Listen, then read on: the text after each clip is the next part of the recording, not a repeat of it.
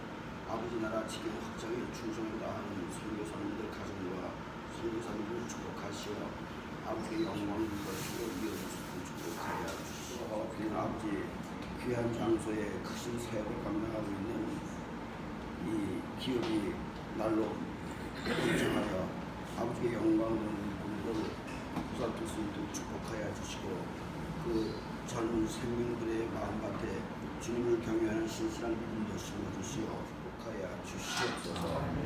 기도하옵기도 소리하기에서 부족한 정도 이제 IT를 이끌어주셨사오니 IT의 식량의 어려움을 해결하고 자급자족을 할 수 있는 기반 조성이 이루어질 수 있도록 선교사들의 손길을 통해서 IT 나라가 성장할 수 있도록 축복하여 주시옵소서. 선생님 나오셔서 말씀 전하시겠습니다.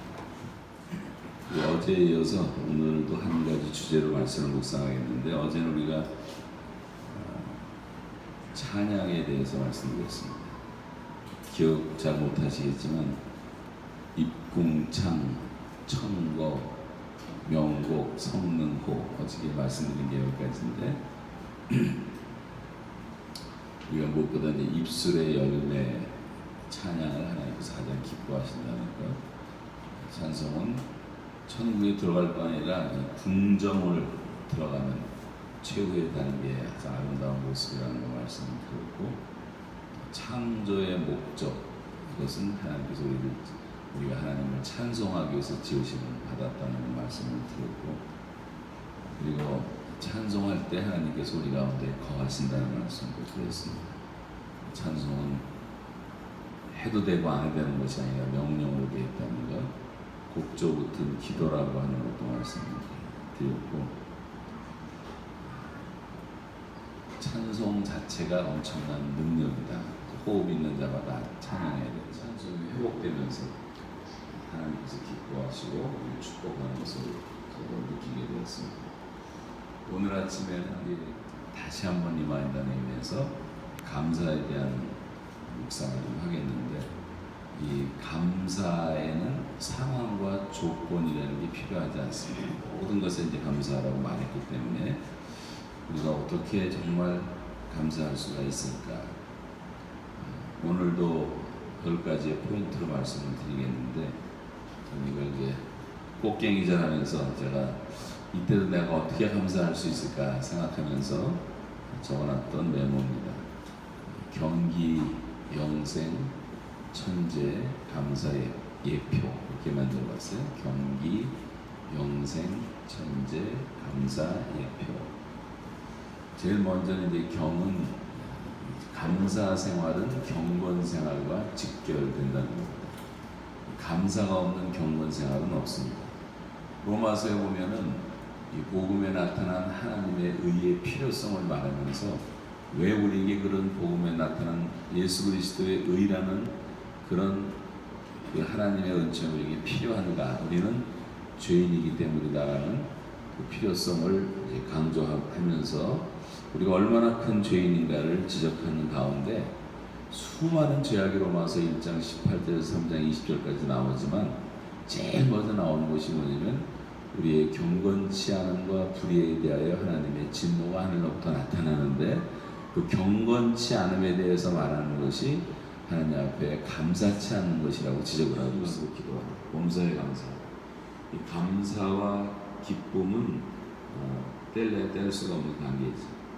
감사할 때 기쁨이 있고 기도할 때 감사가 살아나고 감사할 때 기적이 일어나고 작은 것을 감사하면 하나님은 언제나 더 큰 감사를 주시고 오늘 우리가 하나님께 감사하는 삶을 살면 매일 더 큰 감사를 주시고 영광 돌리기를 원한다면 무엇보다도 감사해야 되고 정말 내가 기쁨으로 살기 원한다면 이 감사를 이게 습관적으로도 하고 의지적으로도 하고 이제 이 반복적으로도 할 필요가 있다고 생각돼요. 뭐 농담 같은 얘기지만 어떤 사람은 그냥 감사합니다만 하루에 뭐 몇천 번을 했더니 병이 다 나았다는 그런 얘기도 있습니다만 그런 뭐 주문을 외우듯이 하라는 말씀은 아니지만 감사를 좀 의식화하자는 거예요. 의식화하자. 이게 반복하다 보면 의식이 됩니다. 이 공산주의자들은요 철저하게 밀봉 교육을 시키고 땅속에서 교육을 시켜서 저렇게 괴상한 인간을 다 만들어낸 거예요. 이 감사라는 것은 우리가 늘 상식적으로 말하는 것처럼 생각하는 것과 깊은 관련이 있습니다. 사람만이 생각하는 존재라고 말을 하는데 think라고 하는 말에서 땡큐라는 말이 나오는 것처럼 우리가 정말 생각할 줄 아는 사람은 땡큐가 자연스럽게 되는 거죠. 조금만 생각해보면 어떻게 감사하지 않을 수가 있습니까? 감사할 줄 모르는 사람은 생각할 줄 모른다고 할 수가 있어요.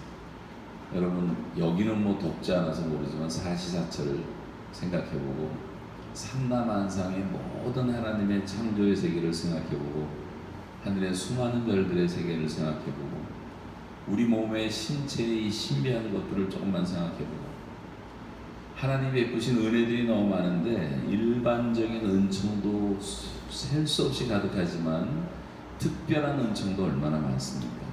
그 중에 예수 그리스도를 보내주신 그 은혜, 그 구원에 대한 은혜는 우리가 어떻게 측량할 수가 없는 하나님의 은혜 아니에요? 이런 것들을 조금만 생각해도 우리가 얼마든지 감사할 수 있다고 생각합니다. 천국문에 들어가는 열쇠라고 할 수가 있습니다. 어제 찬송과 감사가 천국문을 열쇠라는 거 말씀드렸는데 천국은 무엇보다도 감사하는 것입니다. 얘기 가운데 수도원과 감옥의 차이를 말할 때 이런 얘기를 합니다. 제가 감옥에 있으라 사람들이 살지 않는 특별한 곳에 있는 이 감옥의 모습을 생각해 보세요. 그 안에 있는 사람들의 사는 모습도 거의 다 비슷합니다. 이 감옥 안에는 그 룰이 엄격해요. 그리고 자유가 없어요. 수도원도 룰이 엄격하고 자기 마음대로 살 수가 없습니다. 남긴 글을 유명하지만 다른 것이 있는데 뭐냐면 감옥에서는 불평으로 하루를 시작하지만 수도원에서는 감사로 하루를 시작하기 때문입니다. 감옥과 수도원의 차이는 불평과 감사라고 얘기를 했습니다. 그 수도사가 글을 끝내면서 말하기를 그러나 만일 수도원에 있는 우리가 감사할 줄 모른다면 이 수도원도 감옥이 될 것이고 내가 비록 감옥에 있을지라도 감사를 배웠다면 감옥도 수도원이 될 것이다. 저는 뭐 제대로 하지 못했지만 하나님의 은혜를 묵상하면서 감사함을 회복한 다음부터는 감옥에 있는 6개월 9일 동안 정말로 하나님께 대한 감사를 많이 배우고 감사했습니다. 재판받은 다음에도 나는 처음에 너무 억울하고 너무 모순되고 어떻게 사람이 악해도 이렇게 악할 수가 있는가. 정말 생명을 다해서 힘을 다해서 자기들을 살리려고 선한 일을 했는데 어떻게 나한테 사형 선고를 내릴 수 있단 말인가. 이런 생각도 했지만 예수님을 생각하는 한순간 예수님이 받으셨던 그 고난과 재판과 그 예수님의 생애에 수치스러운 모든 것들은 그것처럼 억울하고 그것처럼 모순된 것이 어디냐 말이죠. 그럼에도 불구하고 주님이 무슨 원망하거나 원수를 받거나 그런 적도 없고 채찍에 맞고 뺨을 맞고 침뱉음을 당하고 많은 수모를 겪고 예수님한테 붙여진 별명도 얼마나 수모스러운 것들입니까. 요셉도 마찬가지, 예레미야, 사도 바울 다 고난 속에서도 감사한 하나님의 사람들을 생각해 보니까 내가 받는 조그만 고난이 이게 엄청난 축복이라는 것을 깨닫게 되고 감사하게 되더라는 것을 영화롭게 하나니 그의 행위를 옳게 하는 자에게 내가 하나님의 구원을 보이리라고 말씀하고 있습니다. 이 감사는 제사라고 말씀하고 있습니다. 기도 한 번 해서 끝나는 것이 아니기 때문에 간구하라. 지속적으로 하나님을 바라봐라. 조금만 우리가 지속적으로 하나님을 바라보다 보면 나도 모르는 사이에 하나님께서 내 삶을 바라보시는 하나님의 섭리와 뜻이 깨달아지면서 나도 모르게 감사하는 단계가 오잖아요. 하나님께 감사합니다라는 말이 나오면 그건 이미 기도의 깊은 경지에 또 높은 경지에 들어갔다고 볼 수가 있습니다. 평강이라는 것을 응답해줘서 내 염려와 근심이 내게 찾아오는 내 생각과 마음을 평강으로 지켜주신다고 했기 때문에 상황은 하나도 변하는 것이 없고 나를 속삭이는 사람들 수없이 널려 있어도 하나도 두렵지 않은 하나님의 평강을 주실 줄로 믿습니다. 이게 순간부터 그것은 성령을 소멸하는 죄가 되는 거예요. 우리가 성령에 충만하면 언제든지 감사로 충만할 수 있지 않습니까? 내가 감사하지 않다고 하는 것은 뭔가 내가 성령을 소멸하고 있다고 봐도 돼요. 다시 말하면 하나님의 성품과 하나님의 명령을 거스리는 것을 죄라고 정의할 수 있다면 하나님의 성품을 거스리고 하나님의 뜻을 거스리는 것이 감사치 않는 것이라고 할 수가 있습니다. 10명의 문둥병자 고치신 누가복음 17장의 내용을 우리가 너무 잘 알지만 그 10명 가운데 표현했던 사람은 한 사람밖에 없었고 이건 통계학적으로도 사실입니다. 통계학적으로. 어느 미국의 우체국에서 조사했다잖아요. 다니엘서 6장 10절 말씀입니다. 찾으신 분들 다 같이 읽어주세요. 다니엘 시작. 다니엘이 일조서에 왕의 교장에 찍힌 것을 알고도 자기 집에 돌아가서는 윗방에 올라가 예루살렘으로 가는 창문을 열고 전에 하던 대로 하루 3번씩 무릎을 꿇고 기도하며 그의 하나님께 감사하였다. 또 하나님을 신뢰할 수 있느냐라고 하는 것입니다. 우리 그렇게 하나님을 잘 믿는 것 같아도 조금만 어려움이 찾아오면 얼마나 믿음 없는 행동할 때가 많이 있습니까?